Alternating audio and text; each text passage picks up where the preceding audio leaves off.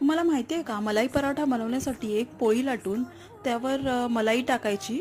ही मलाई अर्धा तास तरी फ्रीजमध्ये फ्रीज केलेली असावी. आणि गुळाची पावडर, ड्रायफ्रूटची पावडर, वेलची पावडर टाकून दुसरी पोळी त्यावर घट्ट दाबून घ्यायची फोकच्या साह्याने. चारी बाजूनी व्यवस्थित प्रेस करून घ्यायची आणि त्या नंतर तव्यावर टाकून एका साईडनी भाजली गेली की नंतर दुसऱ्या साईडनी भाजून घ्यायची. त्यावर तूप किंवा तेल लावून खरपूस अशी भाजून घ्यायची. अशा प्रकारे आपला मलाई पराठा रेडी आहे.